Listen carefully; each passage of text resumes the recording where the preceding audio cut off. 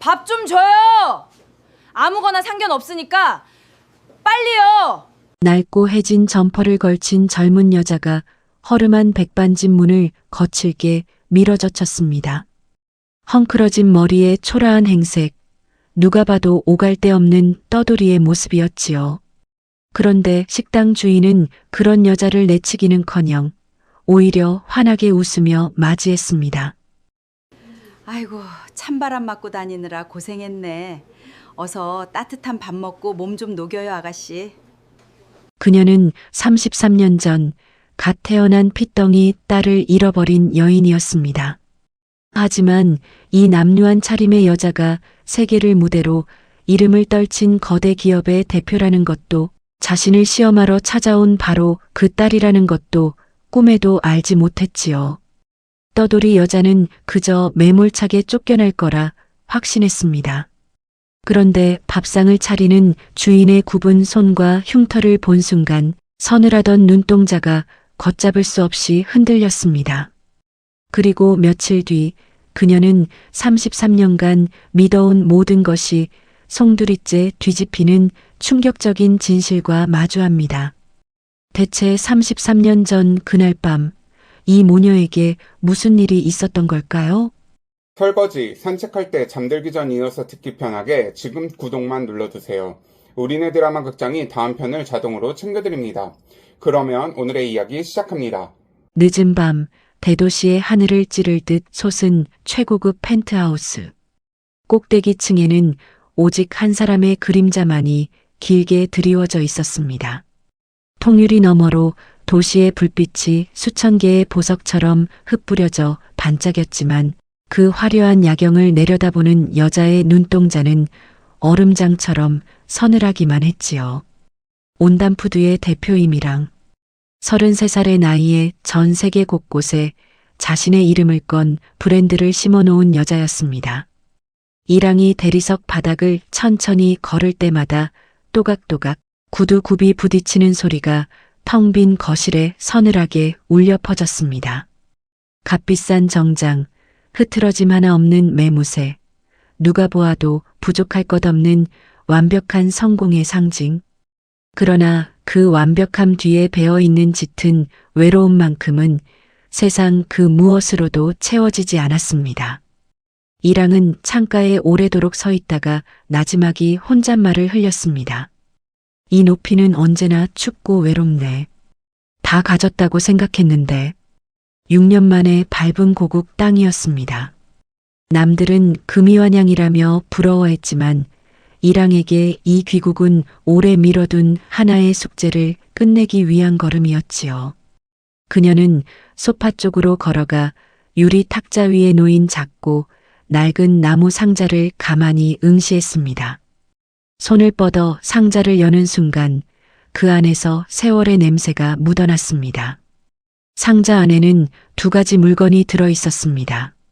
하나는 구절초 꽃이 곱게 수놓아진 낡은 포대기였고 다른 하나는 오래되어 검게 변색된 은목걸이였습니다. 이랑이 은목걸이를 집어들자 작은 쇳소리가 서늘하게 났습니다. 목걸이 표면에는 무언가 글자가 새겨진 흔적이 있었지만 오랜 세월 손때와 녹에 마모되어 이제는 도무지 알아볼 수 없는 지경이 되어 있었습니다. 이랑은 흐릿한 각인 위를 엄지손가락으로 문질러 보았습니다.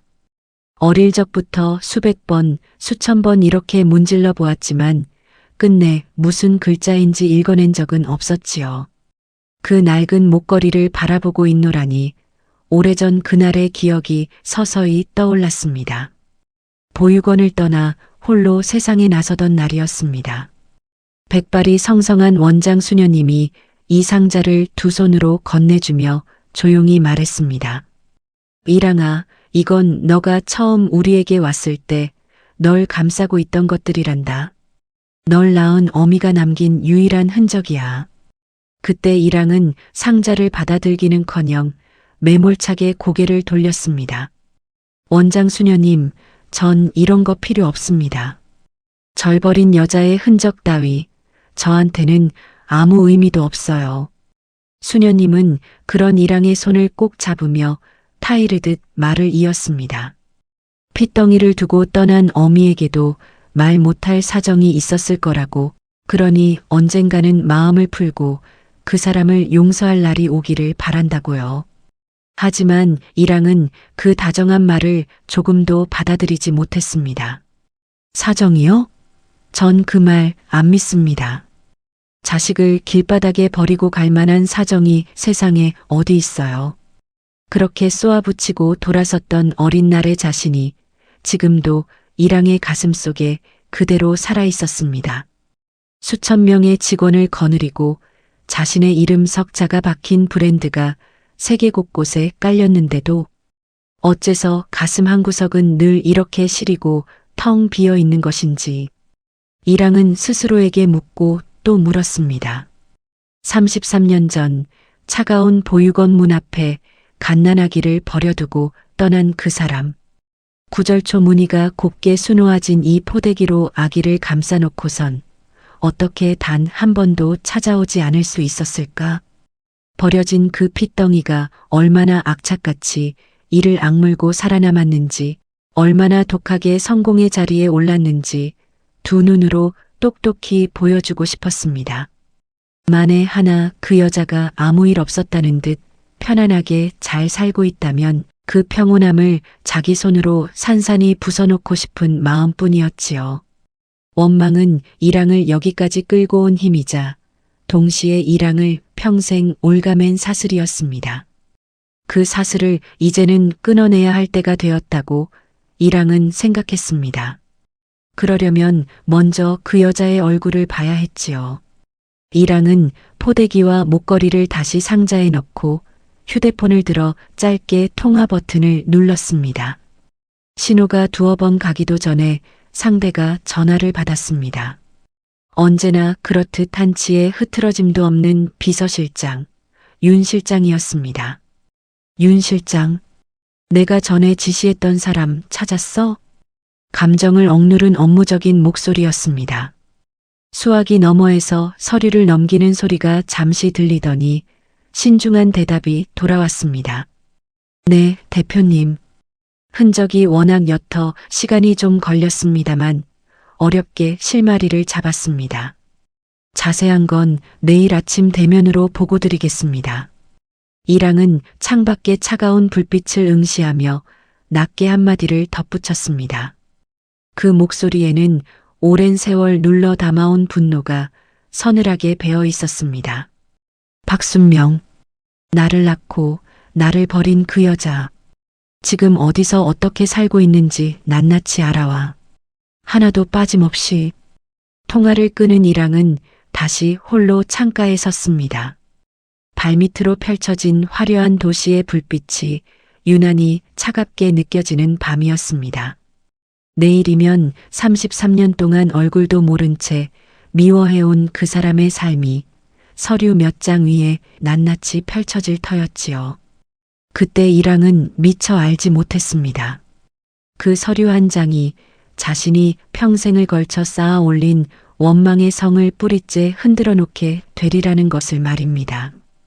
이튿날 아침 온담푸드 본사 꼭대기층의 대표 집무실은 창으로 쏟아지는 햇살로 환했습니다. 이랑은 넓은 책상 앞에 꼿꼿이 앉아 있었지만 밤새 한숨도 자지 못한 탓에 눈가에는 옅은 그늘이 내려앉아 있었지요. 문이 조용히 열리고 윤 실장이 두툼한 서류 봉투를 손에 든 채 안으로 들어섰습니다. 평소에 윤 실장이라면 걸음걸이부터 보고 내용까지 흐트러짐이 없었을 텐데 오늘따라 그녀의 발걸음은 어딘가 무거워 보였습니다. 책상 앞에 선 윤 실장이 봉투를 내려놓으며 조심스럽게 입을 열었습니다. 대표님, 지시하신 조사 결과입니다. 하지만 미리 말씀드리는데 생각하신 상황과는 많이 다릅니다. 이랑은 별다른 대꾸 없이 봉투를 끌어당겼습니다. 밀봉된 입구를 뜯자 서류가 바스락거리는 소리가 조용한 방 안에 유난히 크게 울렸지요. 첫 장을 넘기는 이랑의 손끝은 겉으로 보기엔 흔들림이 없었습니다. 그러나 두 번째 장, 세 번째 장을 넘길수록 그 손끝이 점점 느려지더니 마침내 한 장의 사진 앞에서 완전히 멈추고 말았습니다. 이랑이 6년 만에 고국으로 돌아오며 상상했던 어머니의 모습은 이런 것이 아니었습니다. 어딘가에서 돈 많은 남자를 만나 자식 따위는 까맣게 잊은 채 호강하며 늙어가고 있으리라 그렇게 믿어 의심치 않았지요. 그래야 자신이 33년 동안 품어온 원망이 온당한 것이 될 테니까요. 그런데 서류 속 여자는 전혀 딴판이었습니다. 박순명, 60살. 지방의 어느 낡은 소도시, 재개발로 곧 헐린다는 구도심 시장 골목에서 다 쓰러져가는 백반집을 홀로 꾸려가고 있었습니다. 상호는 엄마 상차림. 오랜 세월 손님을 맞아온 간판은 페인트가 다 벗겨졌고 사진 속 여자의 얼굴에는 세월과 고단함이 주름마다 깊게 파여 있었습니다. 철거 위기의 시장통 식당이라고? 혼자서 33년을 넘게 이런 곳에서 지냈다는 거야? 이랑의 목소리가 저도 모르게 떨려 나왔습니다. 윤 실장이 나지막이 대답을 보탰습니다. 이름과 흔적이 워낙 옅어 추적하는데 오랜 시간이 걸렸으며 그 긴 세월 동안 재혼은커녕 곁에 사람 하나 두지 않고 오직 그 식당만 지키며 살아왔다는 것이었지요. 이랑은 사진에서 눈을 떼지 못했습니다. 혼란과 원망이 뒤엉킨 감정이 목구멍까지 차올랐습니다. 자식을 버렸으면 떵떵거리며 잘 살아야지. 왜 이렇게 늙고 병든 몰골로 있는 건데? 혼잣말처럼 내뱉은 그 말끝이 가늘게 갈라졌습니다. 분명 어딘가에서 편안하게 잘 살고 있을 줄 알았습니다. 그래야 미워하며 살아온 33년의 세월이 억울하지 않을 테니까요. 그런데 다 쓰러져가는 저 간판은 무엇이며 주름진 얼굴에 내려앉은 저 고단함은 다 무엇이란 말입니까? 어째서 자식까지 버린 사람이 저런 초라한 곳에서 홀로 늙어가고 있는 것인지 도무지 이해할 수가 없었습니다. 머릿속이 어지러웠지만 이랑은 이내 서류를 탁 덮으며 자리에서 일어섰습니다. 사진 몇 장으로는 결코 그 여자의 진짜 속을 알 수 없다고 이랑은 생각했습니다. 눈으로 직접 봐야 했습니다. 겉으로 꾸며낸 얼굴이 아니라 가장 밑바닥까지 떨어진 사람을 어떻게 대하는지 그 민낯을 자기 두 눈으로 확인해야만 이 오랜 원망에 마침표를 찍을 수 있을 것 같았지요. 윤 실장, 내가 직접 가볼 거야. 윤 실장이 놀라 만류하려 했지만 이랑의 결심은 이미 서늘하게 굳어 있었습니다. 번듯한 차림으로 찾아가면 저 여자의 진짜 얼굴을 못 봐. 다 잃고 갈 데 없는 사람을 어떻게 대하는지 그걸 봐야겠어. 그날 오후 이랑은 값비싼 정장과 구두를 모두 벗어 던졌습니다. 대신 어디서 구했는지 모를 낡고 해진 점퍼를 걸치고 곱게 손질했던 머리를 일부러 헝클어뜨렸지요. 거울 앞에 선 이랑의 모습은 온담푸드의 대표가 아니라 오갈 데 없이 떠도는 남루한 행색의 여자 그 자체였습니다. 낡은 점퍼에서는 퀴퀴한 냄새마저 배어났습니다. 몇 시간을 달려 도착한 지방 소도시의 구도심 시장 골목은 낮인데도 어딘가 스산했습니다. 셔터가 반쯤 내려진 점포들 사이로 서늘한 바람이 훑고 지나갔고 어디선가 희미하게 찌개 끓이는 냄새가 흘러왔습니다. 이랑은 골목 어귀에 서서 천천히 시선을 옮겼습니다. 그리고 저 멀리 페인트가 벗겨진 엄마상 차림 간판 아래에서 무언가를 정리하고 있는 한 여자의 뒷모습을 발견했습니다. 세월의 구분 등 힘겹게 움직이는 어깨. 사진으로만 보던 그 사람이 지금 이랑의 눈앞에 손을 뻗으면 닿을 듯한 거리에 서 있었습니다. 이랑은 골목 그늘에 몸을 반쯤 숨긴 채 그 굽은 등을 오래도록 바라보았습니다. 심장이 이상하리만치 빠르게 뛰었지요. 저 여자가 박순명. 나를 낳고 나를 버린 사람이라는 건가? 억눌린 목소리가 입 밖으로 새어나왔습니다. 33년을 미워해온 사람의 뒷모습을 마침내 두 눈으로 마주한 순간이었지만 이랑의 가슴 속에는 통쾌함도 분노의 폭발도 아닌 정체 모를 서늘한 떨림만이 번져갔습니다. 내치겠지 하고 이랑은 생각했습니다. 이런 남루한 행색으로 다가가면 저 여자는 분명 33년 전 핏덩이를 버렸던 것처럼 매정하게 자신을 쫓아낼 거라고. 만약 정말 그렇게 된다면 미련 없이 돌아서서 저 식당마저 빼앗아 버리리라 다짐하며 이랑은 굳은 얼굴로 골목 안을 향해 첫 발을 내디뎠습니다. 저녁 무렵의 시장 골목에는 어스름이 내려앉기 시작했습니다. 이랑은 마른 침을 한번 삼키고는 낡은 미닫이 문을 거칠게 드르륵 열어젖혔습니다. 문에 매달린 작은 종이 요란하게 흔들렸지요. 문지방을 넘어선 이랑은 일부러 어깨를 늘어뜨리고 시비를 걸 듯 퉁명스러운 목소리를 내뱉었습니다. 밥 줘요. 아무거나 빨리빨리 좀 내와요. 식당 안은 좁고 낡았지만 온기로 가득했습니다. 벽에는 세월에 누렇게 바른 차림표가 붙어 있었고 낡은 선풍기와 삐걱대는 나무 탁자 몇 개가 소박하게 놓여 있었지요.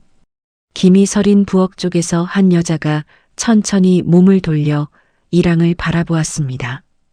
박순명이었습니다. 사진으로만 보던 얼굴을 이렇게 코앞에서 마주하자 이랑의 심장이 저도 모르게 크게 요동쳤습니다. 오랜 세월 미워하기만 했던 사람이 눈앞에서 자신을 향해 걸어오는데 정작 이랑은 그 얼굴을 똑바로 쳐다볼 자신이 없어 슬며시 눈을 내리깔았지요. 그러고는 애써 무심한 척 가장 후미진 구석 자리에 털썩 주저앉았습니다. 순명은 남루한 행색의 낯선 손님을 보고도 조금도 인상을 찌푸리지 않았습니다. 오히려 앞치마에 손을 닦으며 환하게 웃었지요. 아이고, 찬바람 맞고 다니느라 고생했네. 이런데 앉지 말고 따뜻한 쪽으로 와서 앉아요. 금방 밥 차려줄게. 푸근한 그 말투에 이랑은 순간 할 말을 잃었습니다. 문전박대를 당할 거라 잔뜩 각오하고 왔는데 돌아온 것은 딸을 대하듯 다정한 목소리였으니까요. 이랑이 어정쩡하게 자리를 옮기려던 그때 순명이 반찬 그릇을 나르려 팔을 뻗었습니다. 그 순간 이랑의 눈길이 순명의 한쪽 팔에 얼어붙듯 멈추었습니다. 소매 밖으로 드러난 순명의 팔과 손등은 온통 일그러진 흉터로 뒤덮여 있었습니다. 오래전 불에 심하게 되었던 자국이 분명했지요.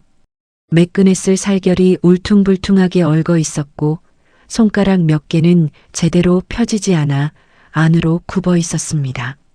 순명은 그 불편한 손을 감추기라도 하려는 듯 손목개를 주방 수건으로 칭칭 감고 있었습니다. 그런 손으로도 반찬 그릇을 나르는 손길에는 조금의 망설임도 없었지요. 저 손은 대체 어떻게 된 걸까? 어쩌다 팔 전체가 저렇게 문드러진 채로 살아온 걸까? 저 불편한 손으로 여태 혼자 식당 일을 다 해왔단 말인가? 이랑의 머릿속이 어지럽게 헝클어졌습니다. 저도 모르게 그 흉터에서 눈을 떼지 못하고 있다가 이랑은 문득 정신을 차리고 고개를 저으며 스스로를 다잡았습니다. 속지 말자고. 저 여자는 결국 나를 버린 사람이라고. 굽은 손 하나에 이렇게 쉽게 마음이 흔들려서는 안 된다고 몇 번이고 되뇌었지요. 이윽고 순명이 상을 차리기 시작했습니다. 굽은 손으로 쌀을 씻어 안치고 뚝배기에 된장을 풀어 보글보글 찌개를 끓였습니다. 도마 위에서 두부를 써는 소리, 뚝배기가 끓어오르며 뽀글대는 소리가 정겹게 뒤섞였지요. 구수한 된장 냄새가 좁은 식당 안을 따뜻하게 가득 채웠습니다. 얼마 지나지 않아 이랑의 앞에는 고봉으로 수북이 담긴 하얀 쌀밥과 김이 모락모락 오르는 찌개, 그리고 손수 무친 나물이며 정갈한 밑반찬들이 한 상 가득 차려졌습니다. 어느 것 하나 대충 내온 것이 없어 보였지요. 많이 먹어요. 젊은 사람이 이렇게 마르면 못 써. 밥심으로 사는 거야. 순명은 그 말과 함께 이랑의 밥그릇 위에 반찬을 얹어주기까지 했습니다. 이랑은 얼떨결에 숟가락을 들었습니다. 뜨거운 김치찌개 한 술을 떠서 입에 넣는 순간 이랑의 손이 우뚝 멈추었습니다. 이게 뭐지? 왜 이렇게 따뜻한 건데? 목이 메어나온 혼잣말이었습니다. 세계 곳곳에 이름난 식당을 수도 없이 다녀보았지만 이렇게 코끝이 시큰해지고 가슴이 미어지는 맛은 난생 처음이었습니다. 갓 지은 하얀 쌀밥과 뜨끈한 찌개 한 술이 목구멍을 넘어가는데 어째서 이토록 가슴이 아려오는 것인지. 태어나 처음으로 받아보는 어머니의 밥상. 이랑은 자신도 모르게 눈시울이 뜨거워지는 것을 느꼈습니다. 이러면 안 되는데, 나를 버린 사람 앞에서 이렇게 쉽게 마음이 무너지면 안 되는데 하고 속으로 되뇌면서도 손은 자꾸만 밥을 떠넣었지요. 목이 메어 밥알이 잘 넘어가지 않았습니다. 그래도 이랑은 고개를 푹 숙인 채 끄끄거리며 허겁지겁 밥을 삼켰습니다. 눈물이 밥그릇에 떨어질까봐 눈에 힘을 주며 참았지요. 그 모습을 지켜보던 순명은 아무것도 묻지 않았습니다. 그저 굽은 손으로 물 한 컵을 조용히 옆에 놓아줄 뿐이었습니다. 밥을 다 비운 이랑은 애써 마음을 다잡고 일부러 나를 세워 도발하듯 말을 던졌습니다. 나 밥값 없어요. 배째라고 할 거니까 알아서 해요. 이랑은 순명히 눈빛을 바꾸며 매몰차게 돌변하기를 은근히 기다렸습니다. 그래야 이 흔들리는 마음을 다시 원망으로 되돌릴 수 있을 테니까요. 그런데 순명은 그저 허허 웃기만 했습니다. 돈은 무슨, 그런 걱정 말아요. 밥 한 끼 가지고 뭘 그래. 돈 없으면 내일 또 와서 먹어요. 그리고 갈 데 없으면 저기 안쪽에 창고 방 하나 비어 있으니까 오늘 밤은 거기서 눈이라도 좀 붙이고 가든가. 이랑은 그 말에 그만 아무 대꾸도 하지 못했습니다. 어떤 대가도 바라지 않고 낯선 떠돌이에게 밥과 잠자리까지 선뜻 내어주는 사람.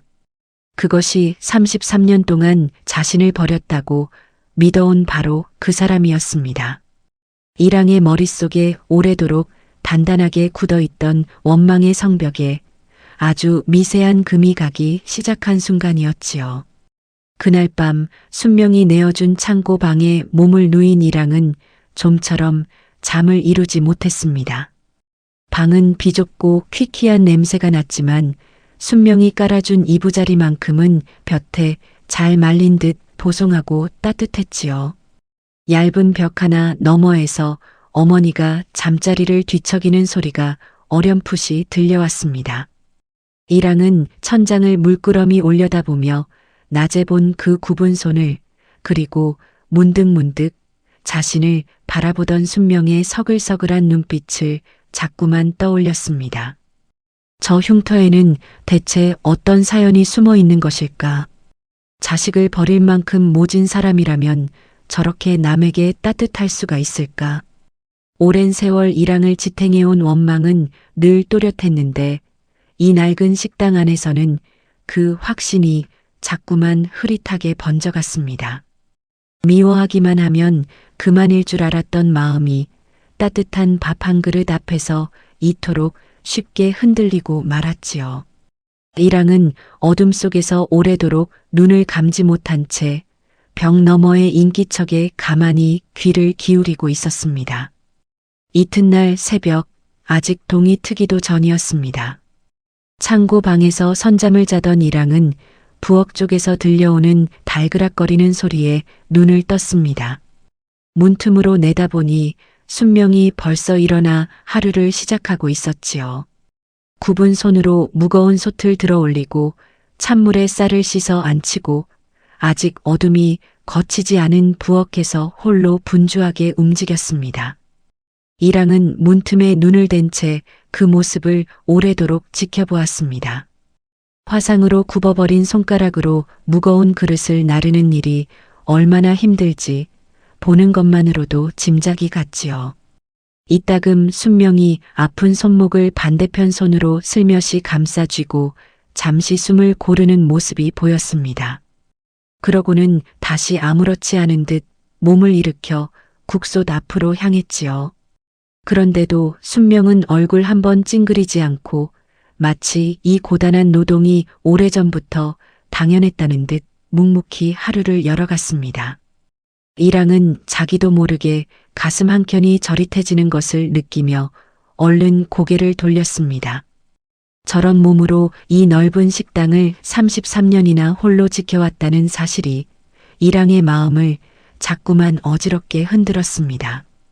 그렇게 평온하던 식당에 험악한 기운이 들이닥친 것은 점심 무렵이었습니다. 요란한 발소리와 함께 검은 양복을 걸친 사내 서너시 우르르 식당 문을 밀고 들어왔지요. 하나같이 험상궂은 얼굴이었습니다. 앞장선 사내가 손에 든 서류 뭉치를 순명 앞 탁자에 거칠게 내던졌습니다. 아줌마, 좋은 말로 할 때 여기 도장이나 찍읍시다. 시세의 3배를 쳐준다잖아요. 이 돈이면 읍내 나가서 평생 편하게 먹고 살 텐데 뭘 그렇게 버텨요? 이랑은 구석자리에 몸을 웅크린 채 그 광경을 조용히 지켜보았습니다. 사내들의 가슴팍에 붙은 명찰에는 동해전자라는 글자가 선명하게 박혀 있었지요. 이랑의 눈매가 가늘어졌습니다.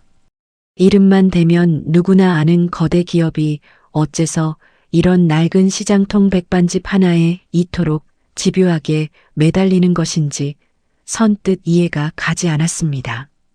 순명은 굽은 손을 앞치마 아래로 감추며 두려움에 목소리를 떨면서도 또렷하게 대답했습니다. 몇 번을 말해요. 난 돈 필요 없어요. 100배를 준대도 이 가게는 절대 안 팔아요. 그 말에 앞장섰던 사내의 얼굴이 험악하게 일그러졌습니다. 사내는 발끝으로 옆에 놓인 낡은 탁자를 걷어찼습니다. 탁자가 요란한 소리를 내며 옆으로 나동그라졌고 그 위에 놓여있던 그릇들이 바닥에 떨어져 나뒹굴었지요. 순명의 굽은 손가락이 파르르 떨렸습니다. 이 고집불통 노인네가 진짜 언제까지 버티나 어디 두고 봅시다. 회장님 성격 알지? 확 다 쓸어버리기 전에 알아서 방 빼는 게 신상에 좋을 거요. 사내가 협박을 내뱉으며 탁자를 쾅 내리쳤습니다. 좁은 식당 안의 공기가 팽팽하게 얼어붙었지요. 겁에 질릴 법도 한데 순명은 오히려 한 걸음도 물러서지 않았습니다. 떨리는 목소리였지만 그 안에는 누구도 꺾을 수 없는 단단한 결기가 서려 있었습니다. 이곳은 우리 그이가 남겨준 유일한 자리예요. 내 목숨이 붙어 있는 한 이 가게는 절대로 내어줄 수 없어요. 순명의 그 한마디에 사내들도 잠시 주춤했습니다. 한바탕 험한 말을 더 쏟아내고서야 그들은 며칠 안에 다시 오겠다는 으름장을 남긴 채 우르르 몰려나갔습니다. 문이 거칠게 닫히고 식당 안에는 무거운 정적만이 남았지요. 순명은 그제야 다리에 힘이 풀렸는지 벽을 짚고 천천히 주저앉았습니다. 그러고는 바닥에 흩어진 그릇 조각들을 굽은 손으로 하나하나 주워 담기 시작했습니다. 이랑은 구석에서 그 모든 광경을 지켜보며 좀처럼 마음을 가라앉히지 못했습니다. 사내들이 탁자를 걷어차던 순간 자기도 모르게 벌떡 일어나 앞을 막아서고 싶은 충동이 울컥 치밀어 올랐지요. 저 거친 손길이 순명의 굽은 어깨에라도 닿는다면 도저히 가만히 있지 못할 것 같았습니다. 하지만 이랑은 주먹을 꽉 쥐고 이를 악물며 참아냈습니다. 아직은 정체를 드러낼 때가 아니었으니까요. 지금 나서 봐야 저 여자의 진짜 속내도 이 모든 일의 뿌리도 알아낼 수 없을 터였습니다. 이해가 안 돼. 저 정도 돈이면 당장 이 지긋지긋한 시장통을 벗어나 편하게 늙어갈 수 있을 텐데. 이랑은 속으로 곱씹었습니다. 자식까지 버릴 만큼 모질고 이기적인 사람이라면 진작에 돈을 챙겨 이곳을 떠났어야 맞았습니다. 그런데 순명은 어째서 저렇게 벌벌 떨면서도 죽기 살기로 이 낡은 가게에 매달리는 것일까요? 남편이 남겨준 유일한 자리라니, 그렇다면 그 남편이란 곧 자신의 아버지를 말하는 것이 아니겠습니까? 이랑이 알지 못하는 무언가가 이 식당 안에, 아니 순명의 삶 전체에 깊이 숨어 있는 것이 분명했습니다. 문득 이랑의 머릿속에 서늘한 의문 하나가 스쳤습니다.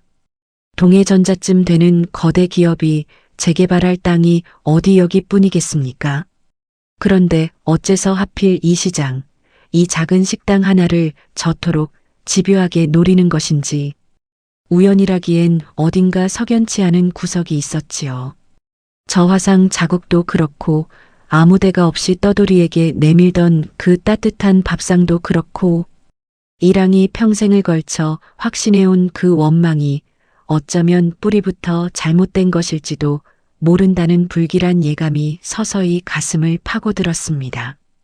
이랑은 흩어진 그릇을 줍는 순명의 구분 등을 물끄러미 바라보며 오래도록 자리에서 일어서지 못했습니다. 그날 밤도 이랑은 쉬이 잠들지 못했습니다. 낮에 들이닥친 사내들의 험악한 얼굴과 그 앞에서도 물러서지 않던 순명의 떨리던 목소리가 자꾸만 눈앞에 어른거렸지요. 이랑은 창고 방에 몸을 누인 채 얇은 벽 너머로 귀를 기울이고 있었습니다. 식당은 깊은 정적에 잠겨 있었고 이따금 낡은 창틀이 밤바람에 흔들리는 소리만 났습니다. 얼마나 시간이 흘렀을까요? 벽 너머 안방 쪽에서 희미한 소리가 새어나오기 시작했습니다. 처음에는 바람 소리인가 싶었지만 가만히 귀 기울여 보니 그것은 분명 사람이 소리 죽여 흐느끼는 울음이었습니다. 이랑은 저도 모르게 몸을 일으켜 살금살금 문가로 다가가 살짝 열린 문틈으로 안방 쪽을 들여다보았지요. 어두운 방 안 순명이 장롱 깊숙한 곳에서 무언가를 꺼내고 있었습니다. 오래된 나무 상자였습니다. 순명은 그 상자를 무릎 위에 조심스레 올려놓고 굽은 손으로 뚜껑을 천천히 열었습니다. 이랑은 숨을 죽인 채 그 안에 담긴 것을 눈으로 쫓았습니다. 상자 안에는 빛바랜 흑백아기 사진 한 장이 들어 있었고 그 아래에 곱게 개켜진 낡은 천 조각이 놓여 있었습니다. 순명이 그 천을 두 손으로 들어 올리는 순간 이랑의 심장이 쿵 하고 내려앉았습니다. 저건 포대기잖아. 구절초가 수놓아진 나한테 있는 거랑 똑같은 거잖아. 이랑은 하마터면 소리를 지를 뻔한 입을 두 손으로 틀어막았습니다. 자신이 평생을 저주하며 품고 다녔던 그 포대기와 똑같은 무늬의 포대기가 지금 순명의 품에 안겨 있었습니다. 문고리를 쥔 이랑의 손끝이 하얗게 질려갔습니다. 순명은 그 포대기를 가슴에 꼭 끌어안았습니다. 화상으로 굽어버린 손으로 낡은 천을 어루만지며 순명은 목이 메어 갈라진 목소리로 나직이 중얼거렸습니다. 아가, 우리 아가. 지금 어디서 잘 살고 있는 거지? 좋은 집에서 예쁜 옷 입고 배 안 골고 잘 지내고 있는 거지? 그 목소리에는 33년 세월의 그리움이 통째로 녹아 있었습니다. 순명은 포대기에 얼굴을 파묻고 어깨를 들썩이며 울었습니다. 소리조차 마음껏 내지 못하고 속으로 삼키는 그 울음이 벽 너머의 이랑에게 고스란히 전해졌지요. 엄마가 미안해. 그날 널 뺏기지 말았어야 했는데. 이 몹쓸 손으로라도 끝까지 널 붙잡았어야 했는데. 그 한마디가 이랑의 귀에 벼락처럼 내리꽂혔습니다. 뺏기다니. 순명은 지금 딸을 버렸다고 하지 않았습니다. 뺏겼다고 했습니다. 이랑은 떨리는 입술로 소리 없이 되뇌었습니다. 뺏겼다고? 나를 버린 게 아니라 누군가에게 날 빼앗겼다는 말이야? 머릿속이 새하얗게 비어버리는 것 같았습니다. 심장이 터질 듯 방망이질 쳤지요. 저 포대기는 순명히 아기를 버릴 때 감쌌던 것이 아니라 빼앗긴 자식을 그리워하며 33년을 품어온 물건이었습니다. 그렇다면 화상으로 문드러진 저 손도 어쩌면 아기를 지키려다 얻은 상처가 아니었을까? 그런 생각이 스치는 순간 이랑은 온몸에서 힘이 빠져나가는 것을 느꼈습니다. 세상에서 자신을 가장 미워한 사람이라 믿었던 그 여자가 실은 자신을 가장 애타게 그리워한 사람이었을지도 모른다니. 그렇다면 이랑은 지난 33년 동안 대체 무슨 짓을 하며 살아온 것입니까? 성공의 계단을 오를 때마다 이랑은 늘 그 여자를 향한 미움을 연료로 삼았습니다. 언젠가 반드시 찾아내 그 평온한 삶을 짓밟아 주겠노라 다짐하며 여기까지 왔지요. 그런데 그 미움의 대상이 실은 자신 때문에 평생을 저 낡은 식당에 갇혀 눈물로 살아온 어머니였다면 그동안 이랑이 쌓아 올린 모든 것은 대체 무슨 의미가 있단 말입니까? 벽 너머에서 여전히 새어나오는 순명에 억눌린 흐느낌이 이랑의 가슴을 갈갈이 찢어 놓았습니다. 당장이라도 문을 박차고 들어가 순명의 앞에 무릎을 꿇고 싶었습니다. 제가 그 딸이라고 살아서 이렇게 돌아왔다고 목 놓아 울부짖고 싶었지요. 하지만 이랑은 어금니를 악물며 그 충동을 눌러 삼켰습니다. 지금 감정에 휩쓸려서는 안 된다고 스스로를 다잡았습니다. 어머니를 이 지경으로 만들고 갓난아기였던 자신을 빼앗아간 자가 누구인지 이 모든 비극의 뿌리부터 낱낱이 밝혀내는 것이 먼저였으니까요. 한참을 그렇게 울던 순명은 마지막으로 상자 속 빛바랜 사진을 굽은 손으로 어루만졌습니다. 젊은 시절 세상을 떠난 남편의 사진인 듯 했습니다. 여보, 당신이 남겨준 이 자리, 내가 어떻게든 끝까지 지킬게요. 우리 딸이 혹시라도 저를 찾아 이곳에 올지 모르잖아요. 그때까지 나는 여기서 기다릴 거예요. 그 말을 끝으로 순명은 포대기와 사진을 다시 상자에 넣고 장롱 깊숙이 밀어 넣었습니다. 이랑은 문틈에서 조용히 물러나 벽에 등을 기댄 채 스르르 주저앉았습니다. 두 눈에서는 이미 소리 없는 눈물이 하염없이 흘러내리고 있었지요. 해녀 벽 너머의 어머니가 알아챌까봐 이랑은 새어나오려는 울음을 안간힘을 다해 눌러 삼켰습니다. 얼마나 그렇게 앉아 있었는지 모릅니다. 창밖이 희끄무레하게 밝아올 무렵에야 이랑은 젖은 얼굴을 손등으로 천천히 훔쳤습니다. 눈물은 그쳤지만 그 자리에는 서늘한 결심 하나가 단단하게 자리 잡고 있었지요.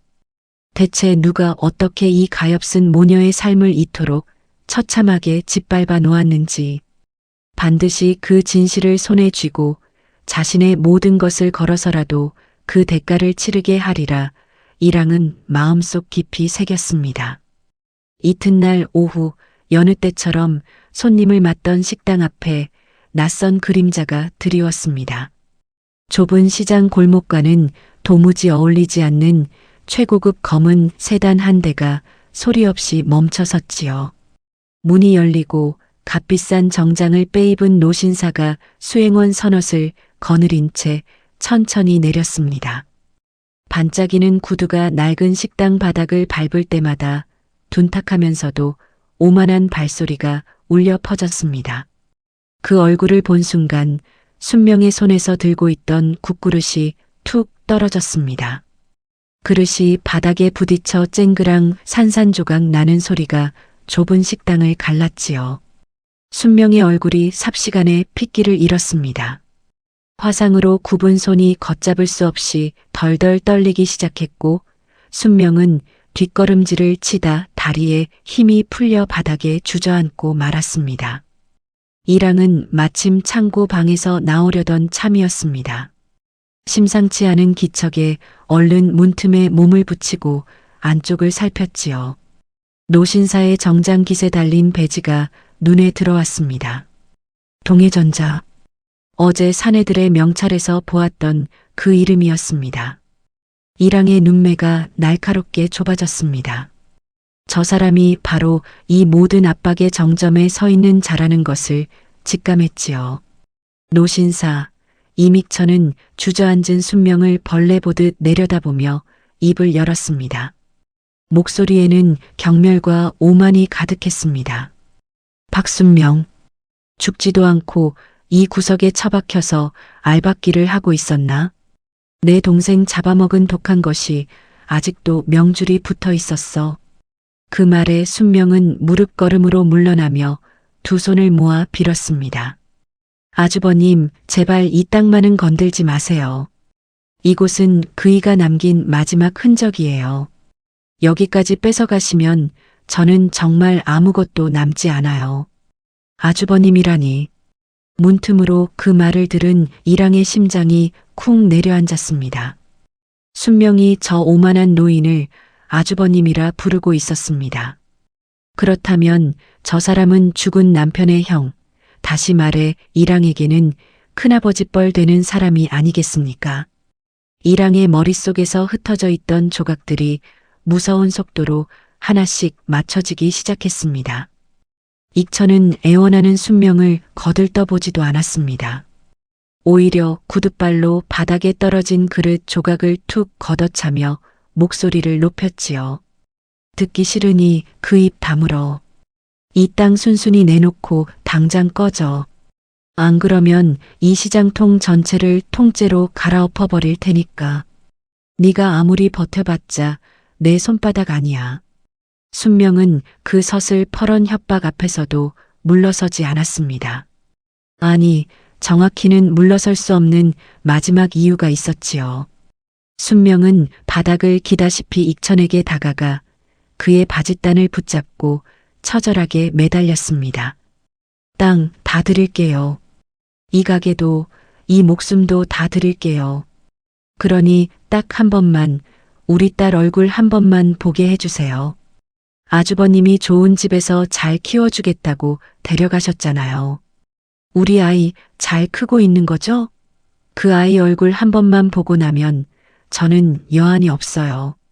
순명의 목소리는 갈라지다 못해 통째로 부서지고 있었습니다. 33년을 오직 그 한마디를 듣기 위해 버텨온 세월이 고스란히 담긴 애원이었지요.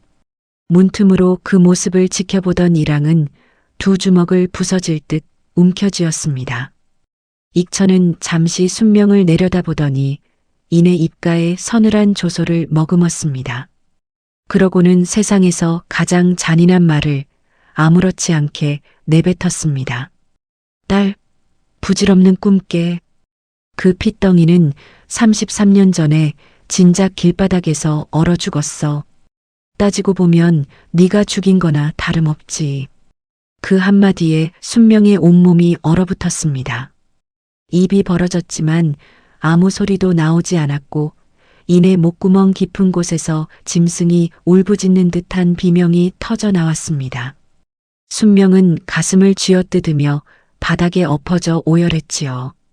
33년을 오직 그 아이 하나 다시 보겠다는 일념으로 버텨온 세월이었습니다.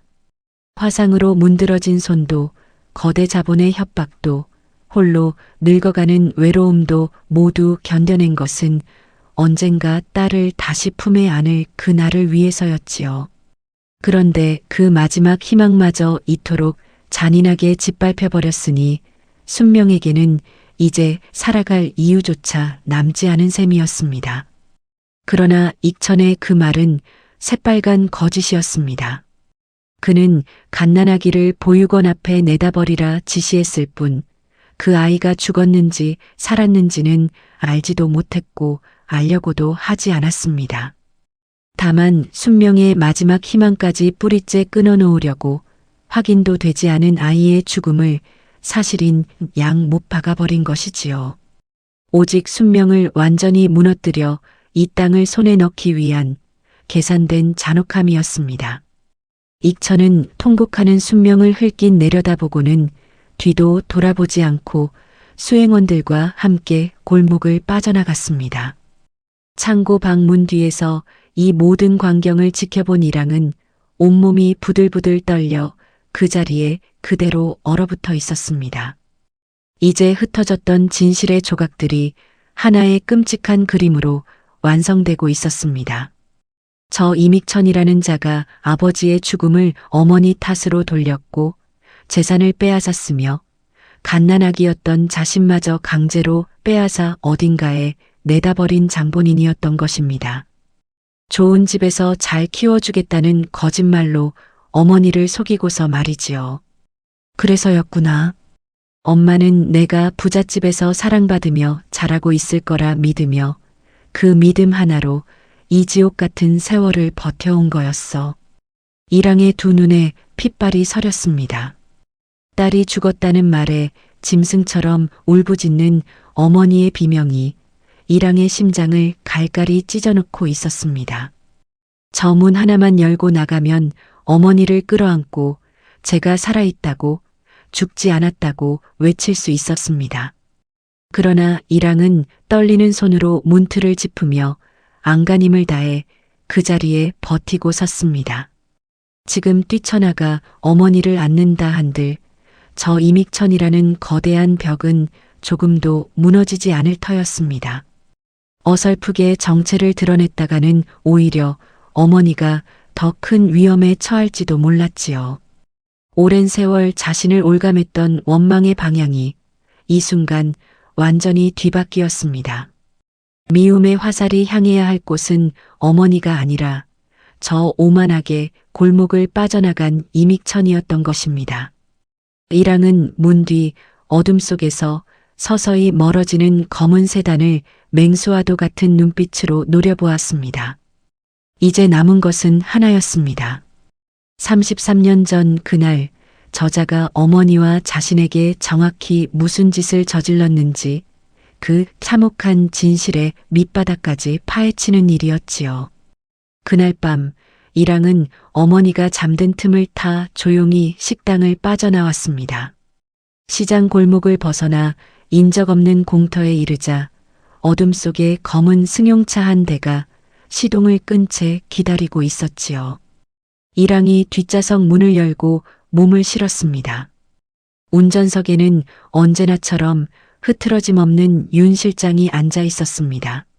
낡은 점퍼 차림에 헝클어진 머리, 며칠째 씻지도 못한 초라한 몰골이었지만 차 안으로 들어선 순간 이랑의 눈빛은 온단푸들을 이끄는 냉철한 대표의 것으로 완전히 돌아가 있었습니다. 이랑은 앞좌석 등받이를 응시하며 살기마저 감도는 낮은 목소리로 입을 열었습니다. 윤 실장, 33년 전 이믹천이 무슨 짓을 했는지 그날 밤의 일을 하나도 빠짐없이 다 보고해. 윤 실장은 잠시 이랑의 눈치를 살피더니 무겁게 고개를 끄덕였습니다. 그동안 은밀히 추적해온 조사의 결과가 마침내 하나로 깨어진 참이었지요. 윤 실장은 작은 녹음기를 꺼내 조수석 위에 올려놓았습니다. 대표님 마음 단단히 잡수셔야 합니다. 33년 전 그날 현장에 있었던 두 사람을 어렵게 찾아냈습니다. 한 사람은 당시 이믹천의 운전기사였던 최 씨, 다른 한 사람은 그 아기를 거둔 보육원의 원장 수녀님입니다. 보육원이라는 말에 이랑의 어깨가 미세하게 움찔했습니다. 윤 실장이 재생 버튼을 눌렀습니다. 지지직거리는 잡음과 함께 늙고 갈라진 노인의 목소리가 차 안에 흘러나오기 시작했습니다. 오랜 세월 죄책감에 짓눌려온 사람의 목소리였습니다. 제가 그날 회장님을 모시고 그 집에 갔었습니다. 벌써 33년도 더 지난 일이지만 그날 밤 일은 죽어도 잊히지가 않아요. 노인 최 씨의 목소리가 떨렸습니다. 그는 33년 전 그날 밤의 일을 하나하나 개워내듯 털어놓았습니다. 당시 순명의 남편이자 익천의 동생이었던 임성훈이 갑작스러운 사고로 세상을 떠난 직후였습니다. 성훈은 형인 익천의 반대를 무릅쓰고 순명을 아내로 맞았던 사람이었지요. 가진 것 없는 집안의 딸이라는 이유로 익천은 순명을 처음부터 며느리로도 제수로도 인정하지 않았습니다. 근본 없는 여자가 집안에 굴러들어와 동생을 홀렸다며 늘 이를 갈았지요. 그러던 차에 하나뿐인 동생마저 허망하게 떠나자 익천은 그 슬픔과 분노를 애먼 순명에게 모조리 쏟아부었습니다. 동생의 죽음마저 순명의 탓으로 돌린 것입니다. 장례식장에도 사모님은 발조차 들이지 못하게 했습니다. 남편 마지막 가는 길도 못 보게 막은 거예요. 그러고는 성훈 씨가 남긴 재산이란 재산은 죄다 회장님이 가로챘습니다. 그것도 모자라 사모님 품에 안긴 갓난아기까지 강제로 데려가려 하셨어요. 대를 이을 핏줄을 저런 천한 여자 손에 맡길 수 없다면서요. 사모님이 아기를 뺏기지 않으려고 필사적으로 매달렸습니다. 회장님이 억지로 아기를 낚아채려는데 사모님이 그 앞을 몸으로 막아섰어요. 그런데 하필 그 자리가 식당 앞 아궁이에 펄펄 끓고 있던 큰 국솥 바로 옆이었습니다. 아기를 사이에 두고 두 사람이 몸싸움을 벌이는데 저는 그 위태로운 모습을 보면서도 아무것도 하지 못하고 벌벌 떨고만 서 있었어요. 이랑의 손끝이 얼음처럼 차갑게 식어갔습니다. 최 씨의 목소리는 이제 흐느낌으로 젖어들고 있었습니다. 신랑이 끝에 그만 그 뜨거운 국솥이 옆으로 쏟아지고 말았습니다. 사모님이 아기를 품으로 감싸 안으면서 그 뜨거운 걸 온몸으로 다 받아내셨어요. 팔이며 손이며 대어 문드러지는데도 사모님은 신음소리 한 번 크게 못 내고 그저 아기만 끌어안고 계셨습니다. 아기 몸에는 뜨거운 물 한 방울 튀지 않게 하려고 당신 등을 잔뜩 웅크려서 다 막으신 거예요. 아기는 그 난리통에도 사모님 품에서 새근새근 잠들어 있었습니다. 그 어린 것은 제 어미가 무슨 일을 당하고 있는지도 몰랐던 거죠. 차 안에 무거운 침묵이 내려앉았습니다. 이랑은 숨조차 제대로 쉬지 못했습니다. 어머니의 팔과 손을 뒤덮은 그 끔찍한 흉터가 바로 그날 밤 자신을 지키려다 생긴 상처였던 것입니다. 매일같이 주방 수건으로 칭칭 감고 다니던 그 굽은 손이 33년 전 갓난아기였던 자신을 품에 안고 뜨거운 불덩이 앞을 온몸으로 막아선 흔적이었다니. 며칠 전 그 굽은 손으로 낯선 떠돌이에게 아무 데가 없이 고봉밥을 퍼주던 어머니의 손이 실은 딸을 위해 모든 것을 내던진 어머니의 손이었던 것입니다. 녹음 속 최 씨의 증언은 더욱 참혹하게 이어졌습니다. 그런데 그 독한 양반은 살같이 다 데어 쓰러진 사모님을 거들떠보지도 않았습니다. 오히려 발로 밀쳐내고는 기어이 아기를 빼앗아 저한테 던지듯 안겼어요. 그러고는 저더러 멀리 두 번 다시 찾을 수 없는 곳에 갖다 버리라고 했습니다.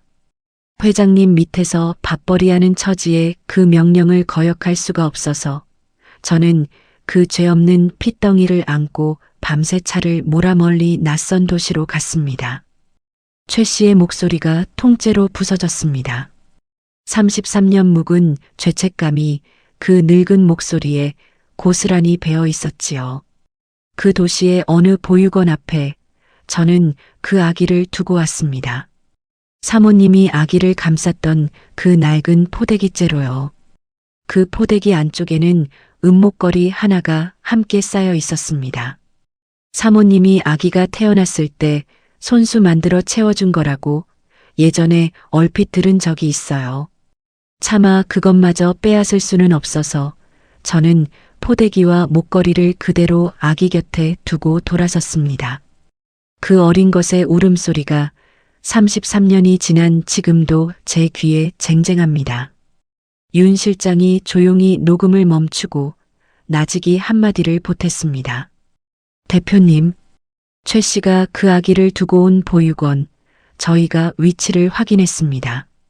지방의 작은 도시에 있는 보육원이었는데 대표님이 나고 자라신 바로 그곳이었습니다.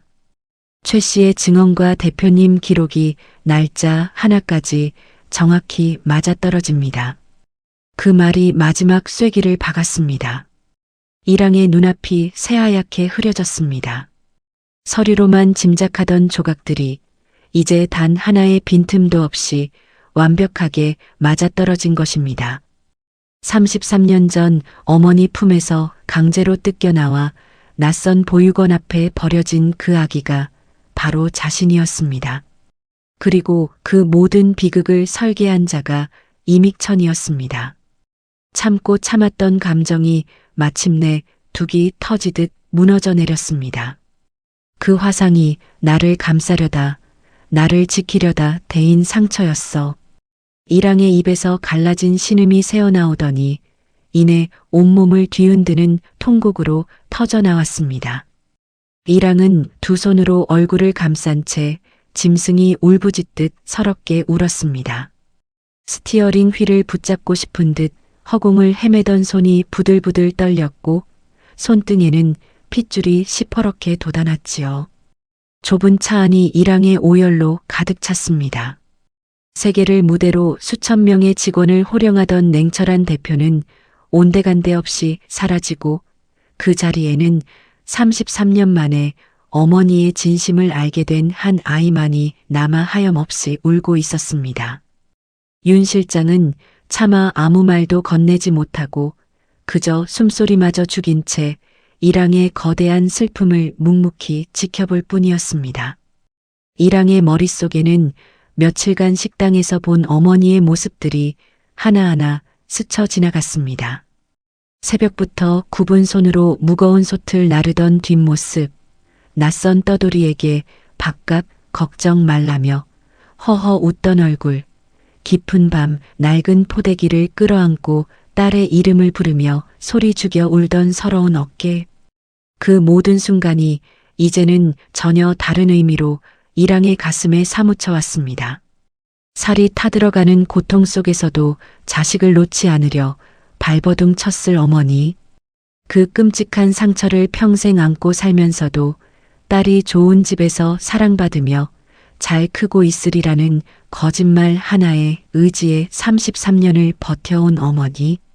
그런데 정작 그 딸은 어머니의 그 숭고한 희생을 비웃으며 얼굴도 모르는 그 사람을 원망하고 저주하며 도끼만 품고 살아왔습니다. 이랑이 살면서 흘린 눈물은 어머니가 홀로 삼켜온 눈물에 비하면 티끌만도 못한 것이었지요. 한참을 그렇게 울던 이랑이 천천히 얼굴에서 손을 떼었습니다. 눈물로 범벅이 된 얼굴이었지만 그 눈빛만큼은 이전과 완전히 달라져 있었습니다. 슬픔이 지나간 자리에는 얼음보다 차갑고 불보다 뜨거운 무언가가 단단하게 응어리져 있었습니다. 이랑은 손등으로 눈물을 거칠게 훔쳐냈습니다.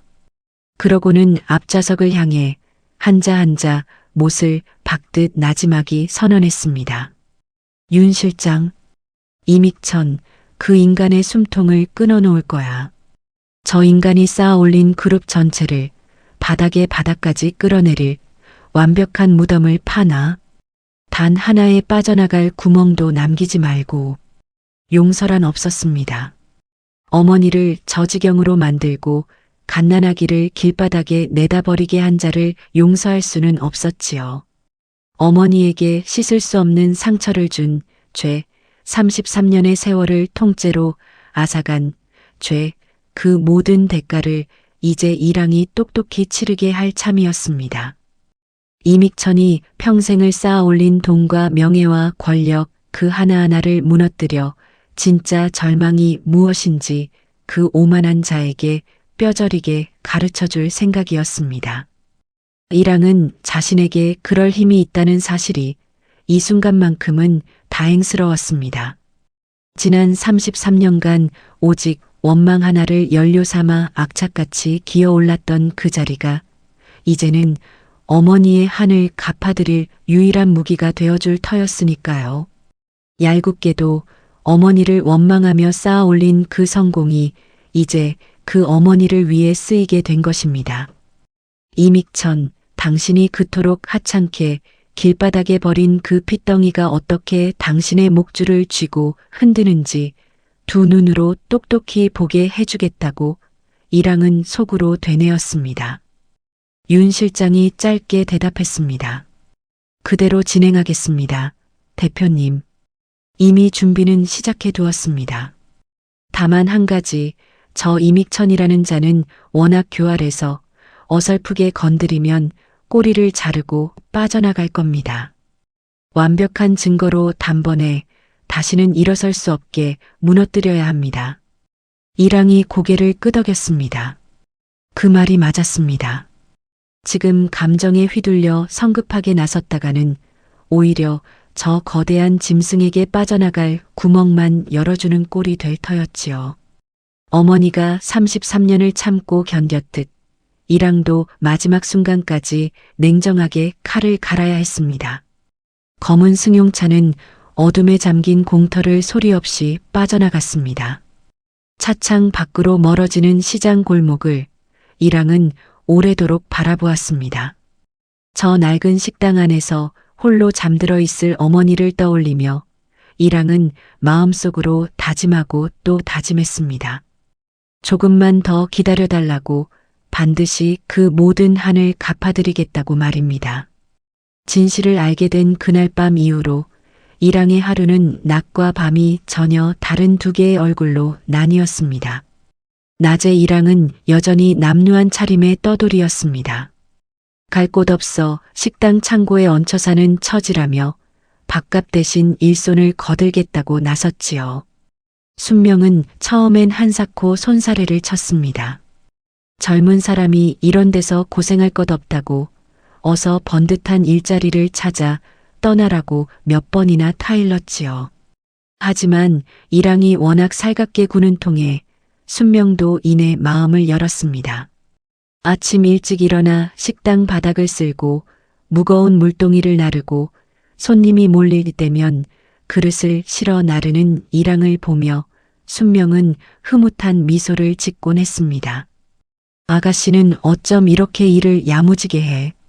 우리 딸이 살아있었으면 딱 아가씨 나이쯤 됐을 텐데. 무심코 흘러나온 그 한마디에 그릇을 나르던 이랑의 손이 멈칫했습니다. 순명은 먼 곳을 바라보며 옅게 웃었지만 그 눈가에는 이내 물기가 어렸지요. 이랑은 목구멍까지 차오르는 말을 애써 삼키며 아무렇지 않은 척 다시 그릇을 옮겼습니다. 어머니 곁에 이렇게 가까이 머물 수 있다는 것만으로도 이랑에게는 지난 33년을 통틀어 가장 따뜻하고도 가장 아픈 나날이었지요. 무엇보다 이랑을 무너뜨린 것은 어머니의 손이었습니다. 무거운 국솥을 들려는 이랑을 보면 순명은 굽은 손을 내저으며 황급히 다가왔습니다. 에구 아가씨, 그러다 손대어요. 이 솥이 얼마나 뜨거운데. 이리 줘요. 무거운 건 내가 할게. 그러면 이랑은 얼른 솥을 자기 쪽으로 당기며 고개를 저었습니다. 아니에요, 아주머니. 아주머니 손이 저보다 훨씬 불편하시잖아요. 이런 건 제가 할게요. 그렇게 말하고 돌아설 때면 이랑은 남몰래 눈시울을 붉히곤 했습니다. 자신을 지키려다 저지경이 된 손이었습니다. 그런 손으로 어머니는 지금도 낯선 떠돌이가 되일까 걱정하며 뜨겁고 무거운 건 당신이 들겠다고 나서고 있었지요.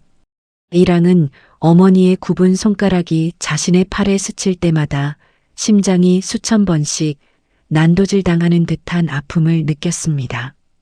나를 쓰다듬는 저 거친 손이 33년 전 불덩이 앞에서 나를 지키려다 얻은 훈장이라니.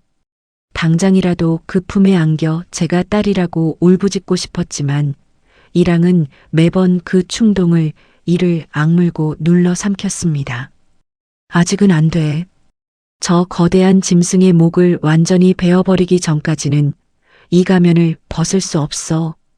이랑에게는 분명한 계산이 있었습니다. 지금 정체를 드러낸다면 어머니는 잠시 기뻐하겠지만 이믹천이라는 거대한 위협은 그대로 남아있을 터였습니다. 어설프게 나섰다가는 오히려 어머니가 더 큰 화를 입을 수도 있었지요. 그렇기에 이랑은 이믹천의 죄를 단 하나도 빠져나가지 못하게 완벽히 올가매고 그자가 제 발로 무덤을 파는 결정적인 순간을 잡을 때까지 이 서늘한 가면을 벗지 않기로 했습니다. 어머니의 33년을 갚아드리는 일은 감정이 아니라 완벽함으로 이루어야 했으니까요. 그리하여 밤이 되면 이랑은 전혀 다른 사람으로 돌아왔습니다. 모두가 잠든 깊은 밤, 창고 방의 작은 노트북 화면만이 어둠 속에서 파랗게 빛났습니다. 남루한 떠돌이는 온데간데였고 그 자리에는 온단푸들을 이끄는 냉철한 대표 이미랑이 앉아 있었지요. 화면에는 동해전자의 복잡한 자금 흐름도가 빼곡히 펼쳐져 있었습니다. 이랑의 손끝이 빠르고 날카롭게 자판 위를 오갔고 그 서늘한 눈동자에는 화면 불빛이 차갑게 어렸습니다. 낮 동안 어머니 앞에서 애써 감췄던 분노가 밤이 되면 이 좁은 방 안에서 서늘한 칼날로 벼려졌지요. 온단푸드를 세계적인 기업으로 키워낸 이랑의 능력은 단지 음식 사업에만 국한된 것이 아니었습니다. 거대한 조직을 운영하며 쌓아온 정보력과 자금력 그리고 사람을 꿰뚫어보는 안목은 이믹천 같은 자의 감춰진 비리를 파헤치는데 더없이 날카로운 무기가 되었습니다. 이랑은 낮에는 굽은 손으로 국을 나르는 떠돌이였지만 밤에는 거대 기업의 숨통을 조여오는 냉혹한 사냥꾼이었지요. 이랑은 낮은 목소리로 통화를 이어갔습니다. 수화기 너머에는 언제나 윤 실장이 있었습니다. 윤 실장, 동해전자 유령 회사들 자금 흐름 다 찾아냈지? 단돈 한 푼도 남기지 말고 전부 다 털어. 네, 대표님. 재개발 조합을 앞세워 세운 유령 회사가 무려 12개입니다. 이걸 통해 비자금을 조성하고 그 돈으로 인허가권을 쥔 인사들에게 뒷돈을 뿌린 정황이 고스란히 잡힙니다. 장부를 이중으로 꾸며 회사 돈을 빼돌린 흔적도 확인했습니다. 이랑의 입가에 서늘한 미소가 스쳤습니다. 이믹천이 시장 일대를 복합 쇼핑몰로 재개발하려 버린 온갖 추악한 공작들이 이제 낱낱이 이랑의 손안에 들어와 있었습니다. 겉으로는 지역 발전을 내세운 그럴듯한 사업이었지만 그 이면에는 비자금 조성과 뇌물 그리고 장부 조작을 통한 대규모 횡령이 거미줄처럼 얽혀 있었지요. 이믹천은 이 낡은 시장 골목의 점포들을 헐값에 빼앗기 위해 힘없는 상인들을 협박하고 온갖 불법을 서섬지 않았습니다. 순명의 식당 하나를 이토록 집요하게 노린 것도 그 자리가 재개발 부지의 한복판이었기 때문이었지요. 그 모든 흔적이 이제 이랑의 증거 파일 속에 차곡차곡 쌓여갔습니다. 이랑은 문득 자신의 처지가 서글프도록 얄궂다는 생각이 들었습니다. 이믹천이 아버지의 유일한 유산인 이 식당마저 빼앗으려 드는 동안 정작 그 이믹천을 무너뜨릴 힘을 가진 조카는 남루한 떠돌이 행색으로 그 식당 창고에 숨어 있었으니까요. 익천은 33년 전 길바닥에 내다버린 그 핏덩이가 지금 자신의 목을 겨누고 있다는 사실을 꿈에도 알지 못했습니다. 며칠 밤을 꼬박 세운 끝에 이랑은 마침내 이믹천이 결코 빠져나갈 수 없는 완벽한 증거 뭉치를 완성했습니다. 하지만 아무리 완벽한 증거라 해도 이를 어설프게 세상에 내놓았다가는 이믹천 같은 자는 얼마든지 꼬리를 자르고 몸통을 숨길 수 있었지요. 오랜 세월 권력의 뒷배를 등에 업고 살아온 자였으니까요. 이랑은 그 점을 누구보다 잘 알고 있었습니다. 윤 실장, 이 정도 몸통을 잡으려면 어중간한 곳으론 안 돼. 관계 당국 합동조사반의 책임자, 그 중에서도 가장 강직하고 손댈 수 없는 사람으로 직접 연결해. 어설프게 건드리면 저쪽에서 꼬리를 자르고 빠져나갈 테니까 단 한 번에 목줄을 정확히 물어야 해. 이미 알아보고 있습니다. 오랜 세월 대기업 비리만 파온 어떤 압력에도 흔들리지 않는 책임자가 한 사람 있습니다. 대표님 뜻대로 그 사람에게 은밀히 자리를 만들겠습니다. 며칠 뒤 이랑은 그 합동조사반 책임자를 인적 드문 조용한 장소에서 직접 만났습니다. 40대 후반쯤 되어 보이는 그 책임자는 오랜 세월 굵직한 사건들을 다뤄온 사람답게 눈빛이 형형했지요. 이랑은 자신이 밤새워 완성한 증거 뭉치를 통째로 건넸습니다. 서류를 한 장 한 장 넘겨보던 책임자의 얼굴이 점점 굳어졌습니다. 처음에는 반신반의하던 표정이었지만 페이지를 넘길수록 그 눈빛에는 놀라움과 확신이 차올랐지요. 이 정도로 완벽하게 정리된 증거는 제 오랜 세월을 통틀어 처음 봅니다. 대체 어떻게 이런 것까지. 책임자가 나지막이 감탄하듯 중얼거렸습니다. 이랑은 표정 하나 바꾸지 않고 담담하게 대답했습니다. 자신의 정체나 사연은 한마디도 밝히지 않은 채 오직 이 증거를 반드시 정의의 심판대에 올려야 한다는 것만을 분명히 했지요. 그것은 하나의 거대 기업을 통째로 무너뜨리기에 충분하고도 남는 빈틈없는 증거였습니다. 단 조건이 하나 있습니다. 이믹천이 스스로 결정적인 죄를 저지르는 순간 바로 그때 움직여 주십시오. 그자가 빠져나갈 구멍이 조금도 없도록. 책임자는 서류를 덮으며 무겁게 고개를 끄덕였습니다. 이제 덫은 완성되었습니다. 남은 것은 사냥감이 스스로 그 덫을 밟는 순간을 기다리는 일뿐이었지요. 그날 밤 창고 방으로 돌아온 이랑에게 윤 실장의 마지막 보고가 도착했습니다. 대표님, 증거는 모두 조사반에 전달되었고 저쪽도 언제든 움직일 준비를 마쳤습니다. 이제 임 회장이 제 발로 움직이기만 하면 그걸로 끝입니다. 윤 실장의 차분한 목소리에 이랑은 조용히 고개를 끄덕였습니다. 이랑이 파악한 정보에 따르면 이믹천은 조만간 직접 철거반을 앞세워 어머니의 식당을 밀어버리려 할 것이 분명했습니다. 그 오만한 자는 낡은 백반집 하나가 자신의 거대한 사업을 가로막고 있다는 사실을 결코 오래 참지 못할 테니까요. 게다가 며칠 전 순명이 딸을 언급하며 무너지는 모습을 보고 익천은 이제 순명이 완전히 기력을 잃었다고 판단했을 터였습니다. 지금이야말로 밀어붙일 때라고 여길 것이 뻔했지요.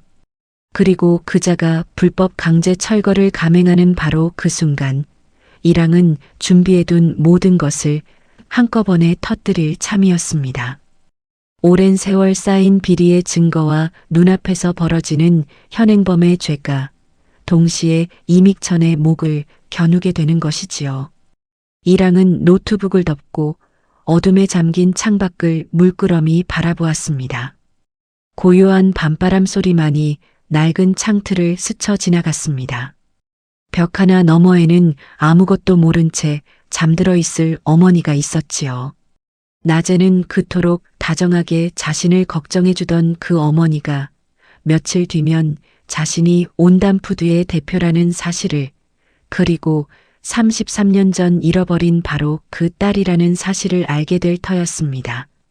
이랑은 그 벽을 향해 소리 없이 다짐했습니다. 조금만 더 기다려달라고. 그 오랜 세월의 한을 이제 곧 남김없이 갚아드리겠다고 말입니다. 이랑의 서늘한 눈동자 위로 노트북의 마지막 불빛이 천천히 꺼져갔습니다. 와라, 이믹천.